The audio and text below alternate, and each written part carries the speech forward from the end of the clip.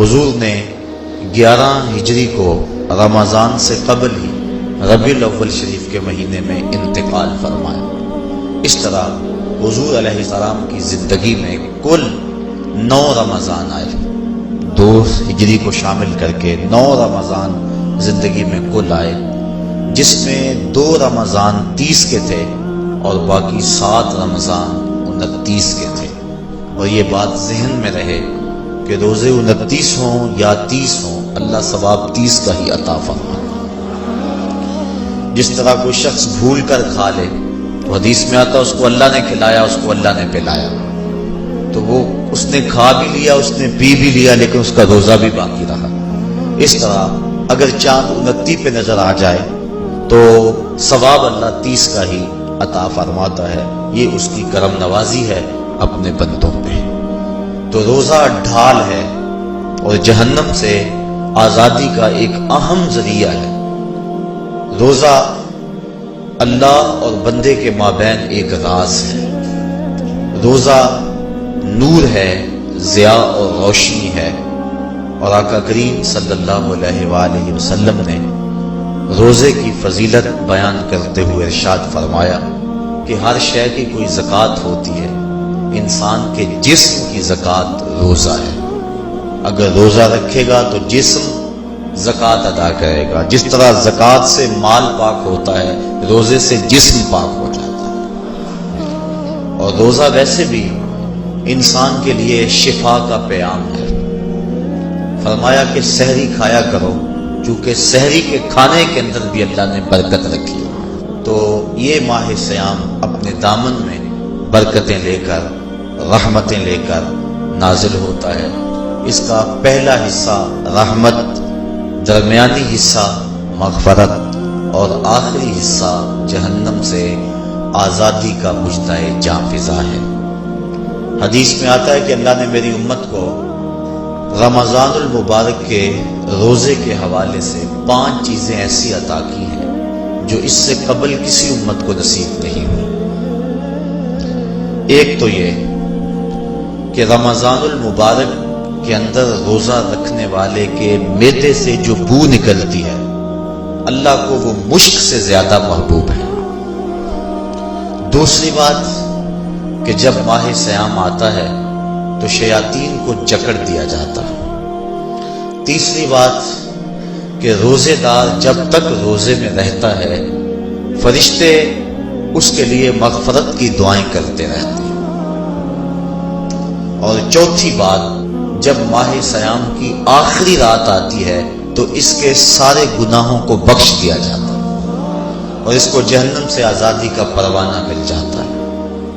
بلکہ ایک صحابی نے حضور سے عرض کی کہ آقا کریم، جو یہ جہنم سے آزادی کا پروانہ مومن کو ملتا ہے تو کیا یہ لیلۃ القدر کی رات ہے؟ تو آقا کریم نے فرمایا نہیں، جب مزدور اپنی مزدوری مکمل کرتا ہے، جب اس کی دہاڑی پوری ہو جاتی ہے تو پھر اس کو اس کا مالک کچھ دیتا ہے، تو یہ جو اس کو بخشش اور مغفرت کا مژدہ جاں فضا دیا جاتا ہے، یہ اس کی مزدوری ہے۔ اور فرمایا کہ جو لیلۃ القدر کی برکتیں اس کو حاصل ہوتی ہیں، یہ اس کے علاوہ ہے۔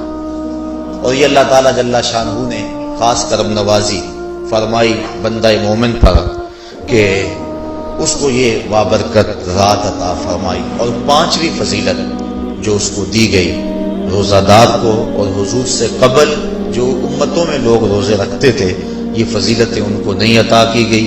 جنت کو پورا مومن کے لیے آراستہ و پیراستہ کیا جاتا ہے۔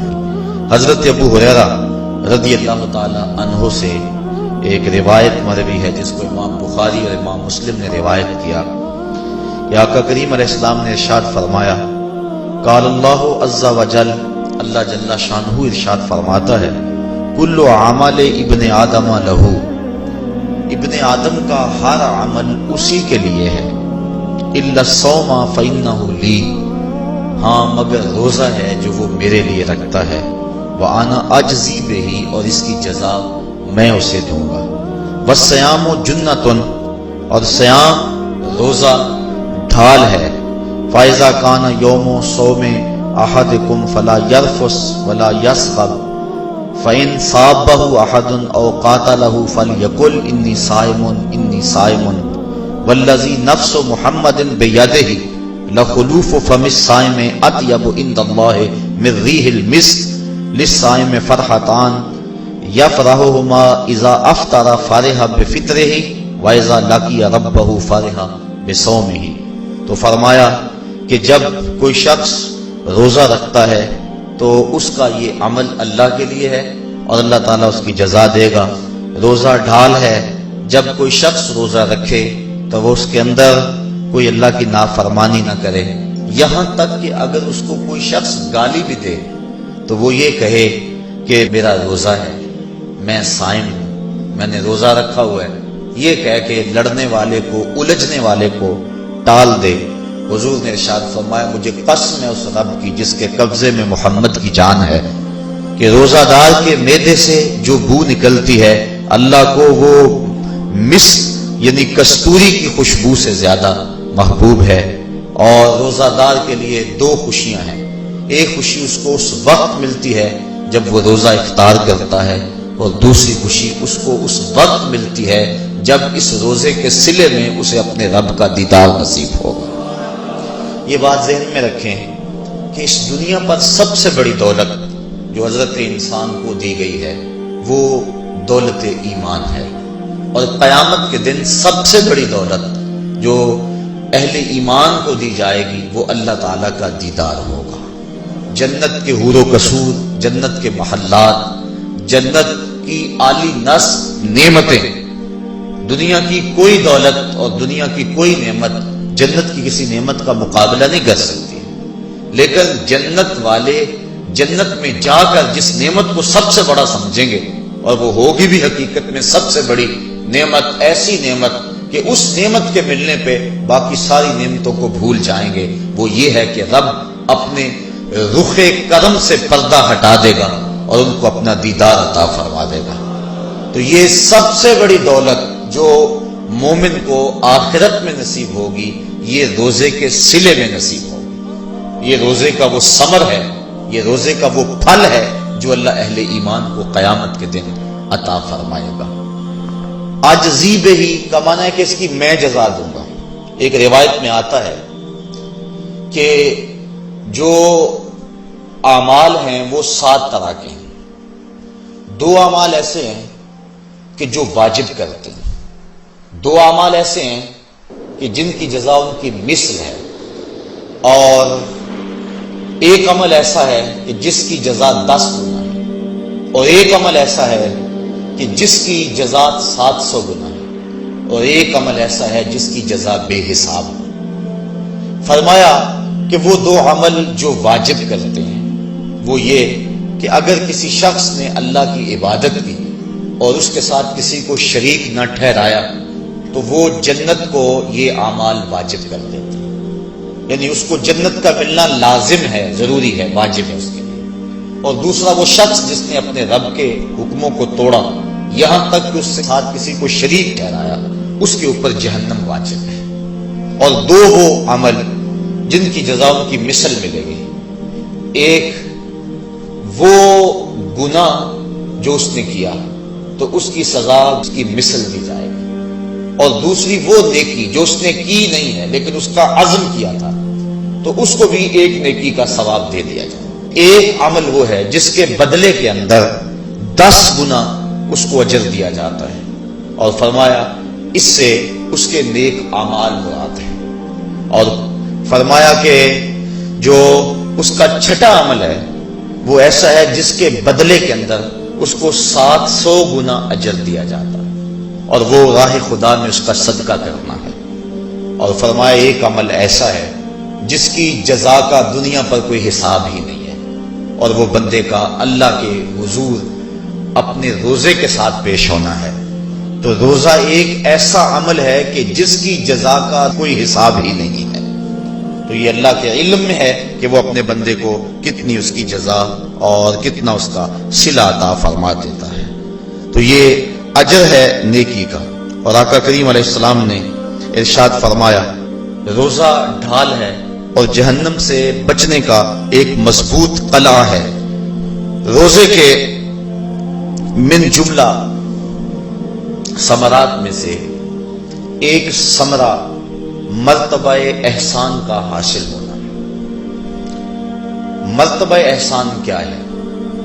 اس پہ حدیث جبریل میں آپ کے سامنے رکھنا چاہوں گا، جس کو امام بخاری نے اور دیگر ائمہ احادیث نے ذکر کیا ہے۔ مسجد نبوی کا ماحول تھا، مدینہ شریف کی فضائیں تھی، صحابہ حضور کی صحبت میں جلوہ فراز تھے، نور بٹ رہا تھا، اجالے اتر رہے تھے، صحابہ کے من روشنی سے مالا مال تھے کہ حضرت عمر فاروق رضی اللہ تعالی عنہ فرماتے ہیں کہ ایک شخص آیا جس کی گھنی سیاہ داڑھی تھی اور اس کا سفید لباس تھا۔ ہم میں سے اسے کوئی جانتا بھی نہیں تھا، لیکن اپنے وجود کی تر و تازگی کی وجہ سے وہ مسافر بھی دکھائی نہیں دیتا تھا۔ چونکہ مسافر ہوتا تو آثار سفر اس کے بدن سے ظاہر ہوتے، لگتا تھا جس طرح یہی کسی گلی سے نکل کے آیا ہے، لیکن چونکہ وہ وہاں کا رہنے والا نہیں تھا، ہم میں سے اسے کوئی پہچانتا بھی نہیں تھا۔ اب وہ حضور کی خدمت میں آیا، فَأَسْنَدَ رُكْبَتَيْهِ إِلَىٰ رُكْبَتَيْهِ، اور اپنے گھٹنوں کو جوڑ کر حضور کے گھٹنوں کے ساتھ ملا کر بیٹھ گیا، اور حضور علیہ السلام سے عرض کرتا ہے کہ حضور مجھے خبر دیجئے کہ ایمان کیا ہے۔ حضور نے ارشاد فرمایا ایمان یہ ہے کہ تو اللہ پر ایمان لائے، اس کے رسول پر ایمان لائے، پچھلی کتابوں پہ ایمان لائے، اچھی بری تقدیر پہ ایمان لائے، فرشتوں پہ ایمان لائے۔ بتایا حضور نے تو اس نے کہا صدقتا، آپ نے سچ کہا۔ کہتے ہیں ہمیں بڑا تعجب ہوا کہ خود ہی سوال کرتا ہے اور خود ہی تائید کر دیتا ہے۔ پھر کہنے لگا اسلام کیا ہے؟ تو حضور علیہ السلام نے فرمایا اسلام یہ ہے کہ تو نماز پڑھے، روزہ رکھے، حج کرے، زکوٰۃ ادا کرے، اراکین اسلام اس کو بیان کیے۔ کہنے لگا آپ نے سچ کہا۔ کہتے ہیں ہمیں پھر تعجب ہوا کہ خود ہی ایک بات کہہ رہا ہے اور خود ہی پھر اس کی تصدیق کر رہا ہے۔ کہتے ہیں پھر وہ پوچھتا ہے مل احسان، حضور احسان کیا ہے؟ تو حضور علیہ السلام نے جواباً فرمایا ان تعبد ربک کأنک تراہ، احسان یہ ہے کہ تو اللہ کی عبادت اس طرح کرے کہ گویا تو اسے دیکھ رہا ہے، اور اگر یہ کیفیت تجھے نصیب نہیں ہوتی تو کم از کم یہ کیفیت نصیب ہو جائے کہ وہ تجھے دیکھ رہا ہے۔ تو وہ کہنے لگا ہاں آپ نے سچ کہا۔ پھر اس کے بعد اس نے قیامت کی کچھ نشانیوں کے بارے میں سوال کیا، تو حضور علیہ السلام نے جواب مرحمت فرمائے۔ جب وہ شخص اٹھ کے چلا گیا تو حضور نے فرمایا عمر جانتے تھے یہ شخص کون ہے؟ کہا اللہ و رسولہ عالم، اللہ اس کا رسول خوب جانتا ہے۔ فرمایا ھذا جبریل، یہ جبریل امین تھا اور تمہیں تمہارا سکھانے کے لیے آیا تھا۔ جبریل نے جب امت کو دین سکھایا تو سب سے پہلے یہ بات سکھائی کہ حضور کی چوکھٹ میں بیٹھنے کا ادب کیا ہے۔ دونوں گھٹنے بچھا کر وہ اس طرح حضور کی چوکھٹ میں ادب کے ساتھ بیٹھا، اور اس کے بعد حضور سے اس نے سوالات کیے۔ تو فرمایا یہ جبریل امین تھے جو تمہیں تمہارا دین سکھانے کے لیے آئے تھے۔ تو جبریل امین نے جو دین سکھایا، جو چیزیں پوچھی وہ 3 چیزیں تھیں، ایمان کیا ہے، اسلام کیا ہے اور احسان کیا ہے۔ تو احسان تیسری چیز ہے جس کو ہم اپنی زبان کے اندر تصوف کہتے ہیں، جس کو ہم طریقت کا نام دیتے ہیں۔ تو اس کو درجہ احسان یا مرتبہ احسان کہا جاتا ہے، اور یہ دین کی روح ہے۔ جو لوگ طریقت کا انکار کرتے ہیں وہ دین کی روح کا انکار کرتے ہیں۔ تو حضور علیہ السلام نے جو طریقت بیان فرمائی وہ یہ تھی کہ اللہ کی عبادت تو اس طرح کرے کہ جس طرح تو اسے دیکھتا ہے۔ اگر یہ کیفیت مل جائے تو سبحان اللہ، لیکن اگر یہ کیفیت نہیں ملی تو کم از کم یہ کیفیت تو ملے کہ وہ مجھے دیکھ رہا ہے، اور اگر یہ کیفیت بھی مل جائے کہ وہ مجھے دیکھ رہا ہے تو بتائیے کہ پھر انسان کی زندگی میں کتنا سرور آ جائے گا کہ جب وہ نماز کے لیے کھڑا ہو تو اس تصور میں ڈوب جائے کہ میرا مالک تو مجھے دیکھ رہا ہے، تو پھر نماز کا کتنا سرور آ جائے گا اس کو۔ اور جب وہ کوئی اور نیک عمل کر رہا ہو تو اس تصور میں ڈوب جائے کہ میرا مالک میرے اوپر نگاہ لطف فرما رہا ہے، تو پھر اس کی کیفیت کا عالم کیا ہوگا؟ تو پہلی کیفیت کہ تو اسے دیکھ رہا ہے۔ حضرت علی المرتضیٰ رضی اللہ تعالی عنہ سے کسی نے پوچھا جس رب کی عبادت کرتے ہو کیا اس کو کبھی دیکھا بھی ہے؟ تو حضرت علی المرتضیٰ نے جواباً کہا لم اعبد ربا لم اراہ، اے صاحب کبھی کبھی کی بات کیا کرتا ہے، علی تو اتنی دیر تک سجدے سے سر ہی نہیں اٹھاتا جب تک اس کے جمال جہاں آرا سے فیض یاب نہیں ہو جاتا۔ حضرت داتا گنج بخش علی حجویری علیہ رحمہ کشف الماجوب کے اندر ایک حدیث نقل کرتے ہیں کہ حضور علیہ السلام نے ارشاد فرمایا کہ فاقہ کشی اختیار کرو اور بھوک اور پیاس برداشت کرو، ممکن ہے کہ اس دنیا کے اندر تم اپنے دل کی آنکھوں سے اپنے رب کا مشاہدہ کرو۔ تو یہ جو مرتبہ احسان ہے، جو مومن کا مقصود ہے، وہ اس کو حاصل ہوگا روزہ رکھنے سے۔ اور اگر چلو کسی روزہ دار کو یہ کیفیت نہ ملے کہ وہ اپنے رب کے جمال جہاں آرا کو دیکھ لے، اس کے جلووں کو دیکھ لے، اس کے دیدار کی دولت سے مالا مال ہو جائے، اس کا دل اس کی محبت میں ایسا ڈوبے کہ وہ جدھر دیکھے اسی کے جلووں کو ہی دیکھتا چلا جائے، اگر روزہ دار کو ایسی دولت نہ بھی نصیب ہو تو کم از کم روزہ دار کو یہ دولت تو ضرور ملے گی کہ وہ اس احساس میں ڈوب جائے گا کہ میرا رب مجھے دیکھ رہا ہے۔ گناہگار سے گناہگار شخص بھی کڑکتی ہوئی دوپہر میں ٹھنڈا پانی دستیاب ہونے کے باوجود ایک گھونٹ بھی حلق سے نیچے نہیں اتارتا، کیوں؟ اس لیے کہ میرا مالک تو مجھے دیکھ رہا ہے۔ تو یہ احساس اس کو آیا کہ نہ آیا؟ کاش کہ رمضان میں یہ نور جو ہم کو نصیب ہوتا ہے، یہ رمضان کا خاص نور ہے، مرتبہ احسان سے پھوٹتا ہوا یہ اجالا رمضان میں ایک گناہگار سے گناہگار شخص بھی حاصل کر لیتا ہے کہ وہ اس احساس میں ڈوب جاتا ہے کہ میرا مالک مجھے دیکھ رہا ہے۔ کاش کہ وہ اس کو اندر سمو لے اور اس کو دل کی ایک ایک پرت پہ رکھ لے اور اس کو سجا لے اور اس دولت کو پھر جانے نہ دے، تو پھر اس کے لیے گناہ کرنا مشکل ہی نہیں محال ہو جائے گا۔ اس احساس سے پانی نہیں پیتا کہ میرا اللہ مجھے دیکھ رہا ہے، تو کیا مجھے یہ بتاؤ کہ جب وہ دکان پہ بیٹھ کے ڈنڈی مارتا ہے کہ اللہ اس وقت نہیں دیکھتا؟ جب وہ کسی کی جیب کاٹتا ہے اللہ اس وقت نہیں دیکھتا؟ جب وہ رشوت لے رہا ہوتا ہے اللہ اس وقت نہیں دیکھتا؟ کہ اللہ تعالیٰ صرف رمضان میں دیکھتا ہے، غیر رمضان میں نہیں دیکھتا؟ تو یہ احساس کاش کہ اس کے ساتھ لگ جائے کہ میرا مالک مجھے دیکھ رہا ہے، تو پھر گناہ کرنا مشکل ہی نہیں ناممکن ہو جاتا ہے۔ ساتویں کوٹھڑی میں جب سارے دروازے بند کر کے بت کے اوپر موٹا کپڑا ڈال کے زلیخا بولی ہے تالک یوسف اب آ جاؤ نا، اب تو کوئی نہیں دیکھ رہا ہے، تو یہی احساس تھا جس نے روشنی دی۔ قال معاذ اللہ، کہا اللہ کی پناہ، تو اپنے معبود سے موٹی چادر ڈال کر چھپ گئی، لیکن میرا خدا تو ساتویں کوٹھڑی میں بھی دیکھ رہا ہے۔ پھر اتنی روشنی برسی، اتنے اجالے اترے کہ گناہ کیا گناہ کا تصور بھی محال ہو گیا۔ تو یہ یقین، یہ اذعان کہ میرا مالک مجھ کو دیکھ رہا ہے، انسان کے لیے گناہ کو مشکل ہی نہیں ناممکن بنا دیتا ہے۔ اور میرے اور آپ کے آقا و مولا نے فرمایا سبعۃ یظلھم اللہ تعالی فی ظلہ یوم لا ظل الا ظلہ، امام عادل وشاب نشا فی عبادت اللہ ورجل قلبہ معلق بالمساجد ورجل دعته امرأة ذات منصب وجمال فقال انی اخاف اللہ ورجلان تحابا فی اللہ اجتمع علیہ وتفرقا الیہ ورجل تصدق بصدقۃ فاخفاها حتى لا تعلم شماله ما تنفق يمينه ورجل ذكر الله خاليا ففاضت عیناہ او کما قال۔ حضور ارشاد فرماتے ہیں کل قیامت کے دن جب کوئی سایہ نہیں ہوگا، 7 اشخاص ایسے ہیں اللہ تعالیٰ جنہیں اپنے عرش کا ٹھنڈا سایہ نصیب فرمائے گا۔ حدیث طویل ہے اور مجھے وقت کے گزرنے کا شدت سے احساس ہے، میں اپنا مقصود آپ کے سامنے رکھوں گا۔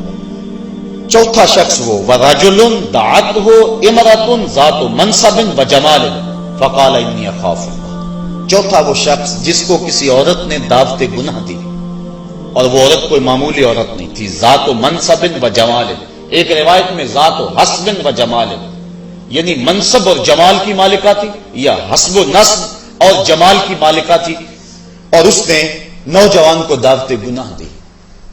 اب قدموں میں حسن خود بخود بچھنے کے لیے بے تاب ہے، تو جب جذبات انگڑائیاں لے رہے ہوں، جوانی جوبن پہ ہو اور آرزویں مچل رہی ہوں اور حسن خود قدموں میں بچھنے کے لیے بےتاب ہو، تو پھر اپنی خواہشات کو لگام کون دے گا؟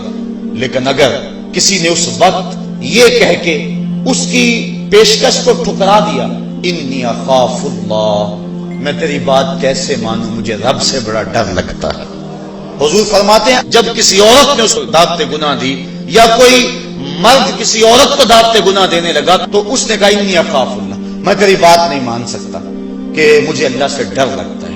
حضور فرماتے ہیں کل قیامت کے دن جب سورج سوا میل پہ ہوگا اور زمین تانبے کی ہوگی، لوگ پسینے میں شرابور ہوں گے، اللہ پورے قہر و غضب اور جلال میں ہوگا، لوگ برہنہ اٹھائے جائیں گے، پسینے سے شرابور ہوں گے، ندامت ان کے چہرے پہ چڑھی ہوئی ہوگی، لیکن 7 اشخاص میں سے ایک شخص یہ ہے کہ قیامت کے دن جب کوئی سایہ نہیں ہوگا، اللہ اسے اپنے عرش کا ٹھنڈا سایہ نصیب فرما دے گا، کہ جس نے برائی کو یہ کہہ کے ٹھکرا دیا کہ میرا رب مجھے دیکھ رہا ہے اور میں اس سے خوف کھاتا ہوں۔ امام یافعی نے روض الریاحین کے اندر یہ واقعہ لکھا ہے کہ ایک نوجوان کپڑے کی دکان پہ کام کرتا تھا، ایک عورت آئی، اس کا اس جوان پہ دل آ گیا، اس نے کپڑا ضرورت سے زیادہ خرید لیا اور مال کے دکان سے کہنے لگی جوان کو میرے ساتھ بھیج دو، میری گٹھڑی بھاری ہے، گھر چھوڑ آئے۔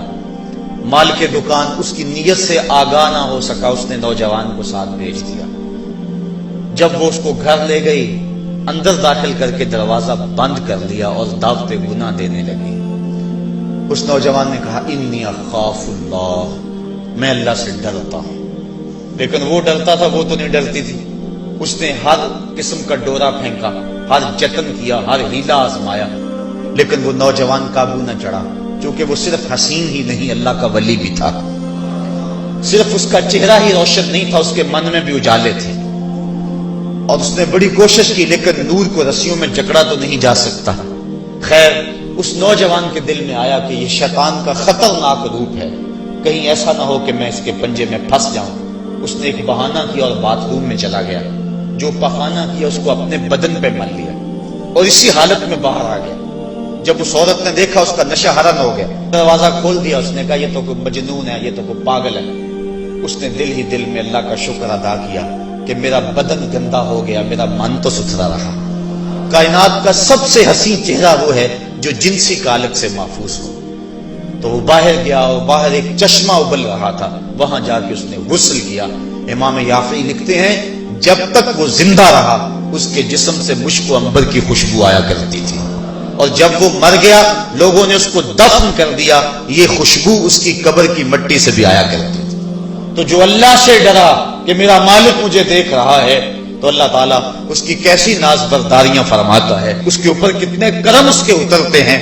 تو کہا کہ وہ شخص جس نے اللہ سے ڈر کر گناہ کو چھوڑا، کل قیامت کے دن جب کوئی سایہ نہیں ہوگا، اللہ اسے اپنے عرش کا ٹھنڈا سایہ نصیب فرما دے گا۔ تو یہ رمضان کا فیض ہے کہ انسان بے شمار گناہوں کے باوجود بھی تڑپتی کڑکتی دوپہر کے اندر بھی ٹھنڈا پانی اپنے منہ کے قریب بھی نہیں لاتا، وضو کرتے ہوئے بھی احتیاط کرتا ہے، غسل کرتے ہوئے بھی احتیاط کرتا ہے کہ کوئی قطرہ حلق سے نیچے اتر نہ جائے، اس احساس میں کہ میرا رب مجھے دیکھ رہا ہے۔ یار روزے کا اور کیا ثمرہ چاہیے کہ وہ جو دولت صوفیاء نے زندگیاں کھپا دی، جس دولت کو حاصل کرنے کے لیے، مرتبہ احسان کو پانے کے لیے روزے دار نے سحری کھائی، ابھی جو ہے وہ سحری کا وقت ختم ہوا تھا کہ یہ احساس اس کے ساتھ لگ گیا، اور وہ تنہائی کے اندر بھی اللہ سے ڈرتا ہے اور کھانے پینے سے باز رہتا ہے، اس تصور کے ساتھ کہ میرا مالک مجھے دیکھ رہا ہے۔ روزے کا ایک ثمر اور ایک پھل یہ ہے کہ بندے کو تقوی کا نور نصیب ہوتا ہے، اور اللہ تعالیٰ نے یہاں قرآن مجید کے اندر جہاں روزے کی فرضیت کا ارشاد فرمایا، وہاں ساتھ یہ بات فرمائی کہ اس لیے تمہارے اوپر روزہ فرض کیا گیا ہے تاکہ تم متقی بن جاؤ۔ یہ مقصد روزہ ہے، اللہ یہ چاہتا ہے، ورنہ اس کو کیا ضرورت ہے کہ بندے کو بھوکا اور پیاسا رکھے، وہ تو چاہتا ہے کہ یہ برائیوں سے باز آ جائے۔ بلکہ بخاری شریف کی حدیث ہے، حضور علیہ السلام نے ارشاد فرمایا من لم یدع قول الزور والعمل به فلیس للہ حاجۃ فی ان یدع طعامہ وشرابہ، جو شخص جھوٹ اور جھوٹے کام نہیں چھوڑتا اللہ کو اس کے بھوکا اور پیاسا رہنے کی کوئی ضرورت نہیں ہے۔ اللہ نہیں چاہتا کہ وہ بھوک اور پیاس کی مشقت گوارا کرے، اس کا تو مقصود یہ ہے کہ اس کے دل کے اندر اس کی خشیت پیدا ہو جائے، اسی لیے اس نے روزہ ہمارے اوپر فرض کیا ہے، ورنہ وہ کیسے چاہتا ہے کہ میرا بندہ بھوکا رہے؟ ایک ماں نہیں چاہتی کہ میرا بیٹا بھوکا رہے۔ اور جو 70 پیار بیٹے سے کس لیے ہے؟ اس لیے کہ اس نے بیٹے کو جنم دیا۔ جس نے جنم دیا اس کو اتنا پیار ہے تو جس نے تخلیق کیا اس کو کتنا پیار ہوگا؟ تو ماں نہیں چاہتی میرا بیٹا بھوکا رہے تو مالک نے کیسے چاہ لیا؟ چلو آؤ پھر ماں کی گود میں آ جائے۔ ماں بیٹے کی آنکھ میں ایک آنسو بھی گوارا نہیں کرتی تھی، بیٹا ہو گیا بیمار، ماں لے گی ڈاکٹر کے پاس، اس نے جو دوا تجویز کی وہ کڑوی تھی، ماں نے زبردستی ڈٹا لیا، بیٹا پیتا نہیں، ماں نے منہ کھولا اور کڑوے سیرپ کے قطرے اس کے حلق میں ٹپکا رہی ہے، بچہ چیختا ہے، لیکن جو وہ سیرپ کے قطرے حلق سے نیچے اترتے چلے جاتے ہیں ماں کو قرار آتا جاتا ہے، اس کو طمانینت ملتی جاتی ہے۔ ماں کیا صفات ہو گئی؟ نہیں۔ اس کا پیار چھن گیا؟ نہیں۔ اس کی ممتا رخصت ہو گئی؟ نہیں۔ وہ تو بیٹے کی آنکھ میں ایک آنسو بھی گوارا نہیں کرتی تھی، اور اب تڑپتا ہوا بیٹا، لیکن ماں کے چہرے پہ طمانینت کا نور ہے۔ اصل بات یہ ہے کہ ماں جانتی ہے، بیٹا نہیں جانتا۔ ماں جانتی ہے چند لمحوں کی تکلیف ہے، نتیجہ شفا کی صورت میں برآمد ہوگا، اس لیے ماں کی نظر اس تڑپنے پہ نہیں ہے، ماں کی نظر اس نتیجے پہ ہے۔ مالک جو 70 ماں سے زیادہ پیار کرتا ہے وہ بھی نہیں چاہتا کہ میرا بندہ بھوکا اور پیاسا رہے، لیکن مالک کہتا ہے اس کے باوجود تو بھوکا اور پیاسا رہے گا، کیوں؟ لعلکم تتقون، میرے بندے تجھے تقوی کی بہاریں نصیب ہوں گی، تیرے من کو روشنی اور تیرے من کو اجالا نصیب ہو جائے گا۔ تو یہ تقوی نصیب ہوتا ہے روزے سے۔ چونکہ یہ بات ذہن میں رکھیں، ہمارے 2 دشمن ہیں جو ہمیں نیکی کے راستے سے روک رہے ہیں، بات لمبی ہو رہی ہے، اختصار کر رہا ہوں۔ ہمارے 2 دشمن ہیں جو ہر وقت ہمارے ساتھ لگے ہوئے، ایک شیطان اور دوسرا نفس۔ جو شیطان ہے وہ بڑا دشمن ہے یا نفس بڑا دشمن ہے؟ تو آپ اس بات پہ کسی دلیل کی ضرورت نہیں، آپ سب کہہ رہے ہیں کہ نفس۔ اور سادی سی بات ہے کہ شیطان آدمی کو بہکاتا ہے، لیکن شیطان جب خود بہکا، اس نے انکار سجدہ کیا، اس وقت کوئی دوسرا شیطان تو تھا نہیں، تو شیطان کو شیطان بنانے والا نفس ہے۔ تو یہ نفس شیطان سے بھی بڑا دشمن ہے۔ اکیلی جان 2 دشمنوں کے نرغے میں، لیکن جب ماہ سیام آیا، سلسلۃ الشیاطین، حدیث میں آتا ہے شیاطین جکڑ دیے گئے۔ 2 دشمنوں میں ایک دشمن ہمارے جکڑ دیے گئے، اب ایک دشمن ہمارا باقی ہے، نفس۔ اب نفس کا مقابلہ کر لیں گے تو شیطان چھٹ کر ہمارا کچھ نہیں کر سکے گا، لیکن اگر ہم نے اس موسم کے اندر اپنے نفس کا مقابلہ نہ کیا تو پھر ہم جو ہے وہ اس نفس کی شامت سے شیطان کے ہتھے بھی چڑھ جائیں گے۔ اب نفس کی تربیت کیسے کریں؟ اس کی تربیت بھی روزے سے ہوتی ہے۔ آپ کہیں گے وہ کیسے؟ تو شیخ فرید الدین عطار کا قول سناتا ہوں۔ شیخ فرید الدین عطار کون شخص ہے؟ کسی معمولی شخص کا نام شیخ فرید الدین عطار نہیں ہے، علامہ اقبال کے روحانی پیشوا، جن کو وہ مرشد رومی کہتے ہیں اور اپنے آپ کو مرید ہندی کہتے ہیں۔ اور یہ بات ذہن میں رکھیں کہ اقبال نے رومی کو ویسے پیر نہیں مان لیا، بڑا چن کے پیر تلاش کیا اقبال نے، بلکہ جب پیر 2 ہوں اور دونوں ہی بڑے قابل ہوں اور مرید کے لیے مصیبت بن جائے کہ ادھر جاؤں کدھر جاؤں، امتحان تو اس وقت ہوتا ہے۔ اب اقبال کے لیے جو ہے وہ 2 چیزیں تھیں، ایک راضی اور ایک رومی۔ اقبال کہتا تھا میں رومی کو پیر مانوں یا راضی کو پیر مانوں، چونکہ راضی استدلال کا شہنشاہ ہے اور اقبال فلسفے کا امام ہے۔ فلسفی کا مزاج یہی چاہتا ہے کہ جو استدلال کا بادشاہ ہو اس کو اپنا شیخ مانا جائے، لیکن جو رومی ہے وہ دل کا شہنشاہ ہے۔ اقبال شاعر ہے اور اقبال کا مزاج تھا کہ جو میرے دل کا بھی امام ہو وہی میرا شیخ ہو اور وہی میری رہبری کرے۔ تو اقبال جو ہے وہ الجھا رہا اس معاملے میں، کیا کروں؟ وہ خود کہتا ہے اسی کشمکش میں گزری میری زندگی کی راتیں، کبھی سوز و ساز رومی، کبھی پیچ و تاب راضی۔ کبھی رومی کا سوز و ساز مجھے پسند آتا تھا، کبھی راضی کا جو ہے وہ مجھے پیچ و تاب پسند آتا تھا۔ پھر اقبال نے زندگی کی کئی بہاریں مرشد کے انتخاب کے اندر گزار دیں کہ میں رومی کے ہاتھ پہ بیعت کروں یا راضی کے ہاتھ پہ بیعت کروں۔ پھر ایک وقت آیا کہ اقبال نے خود کہا نئے مہرہ باقی ہے نئے مہرہ بازی، جیتا ہے رومی ہارا ہے راضی۔ وہ کہتا ہے رومی جیت گیا اور راضی ہار گیا۔ پھر اس نے رومی کو اپنا شیخ اور مقتدا مانا۔ اقبال جس کو اپنا مقتدا مانتا ہے، جس کو اپنا امام مانتا ہے، اب اس رومی کی سنیے، وہ کہتے ہیں ہفت شہر عشق را اتار گشت ما ہنوز اندر خمیں یک پوچا ہم. عشق کے 7 شہر حضرت شیخ فرید الدین اتار گھوم چکے ہیں. ہم پہلے شہر کی پہلی گلی کے کونے پہ کھڑے ہیں. یہ رومی کہہ رہے ہیں جس کو اقبال نے بڑی چھان پھٹک کے بعد اپنا پیر مانا ہے، وہ فرید الدین اتار جو معرفت کا امام ہے اور اللہ کے رازوں کا امین ہے. حضرت شیخ فرید الدین اتار فرماتے ہیں نفس نتواں کشت الا باسے چیز بات گوئم یادگیرش اے عزیز. کہا نفس نہیں مرتا لیکن 3 اسلحے ہیں اگر تیرے پاس ہوں تو تو نفس پر قابو پالے گا. وہ 3 اسلحے کون سے ہیں؟ کہا خنجر خاموشیو شمشیر جو نیزائے تنہائیو ترک ہجو. ایک خاموشی کا خنجر، ایک بھوک کی تلوار اور ایک تنہائی کا نیزہ. اگر یہ 3 اسلحے تیرے پاس ہیں تو نفس پہ ٹوٹ پڑے نسلوں کو لے کر تو تیرا نفس تیرے قابو میں آئے گا. اس کے علاوہ کوئی اور ذریعہ نہیں ہے اس نفس کو قابو کرنے کا. حضرت باہو جیسے بھی بول پڑے باج فقیراں کسے نہیں ماریا باہو ظالم چور اندر داہو. یہ جو اندر کا چور ہے اس کو پکڑ لینا اور اس کو قابو میں کر لینا اور اپنے دل کی حفاظت کر لینا، یہی بڑی دولت ہے. فرماتے ہیں کہ 3 اسلحے ہیں، ایک خاموشی کا خنجر اور ایک بھوک کی تلوار اور تیسرا تنہائی کا نیزہ.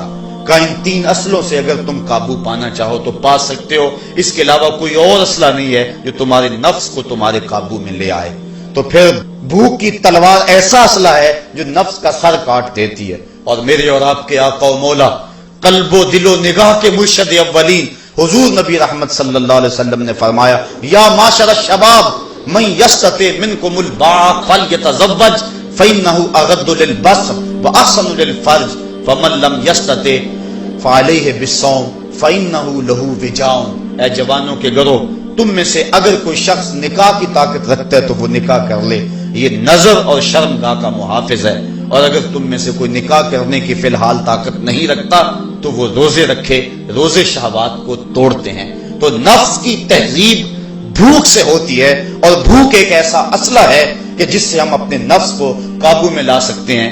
حضرت نظام الدین اولیاء علیہ رحمہ جو تصوف کے سرخیل اور امام ہیں، آپ فرماتے ہیں کہ آدھی فقیری روزہ ہے اور آدھی فقیری باقی سب کچھ ہے. تو روزہ اگر نصیب ہو گیا تو پھر مالک کا قرب مل گیا اور یہ تقوی کا نور ہمیں روزے سے حاصل ہوگا. روزے کے ثمرات تو بہت سارے، لیکن وقت کی سمٹتی ہوئی عقائیاں مجھے ملحوظ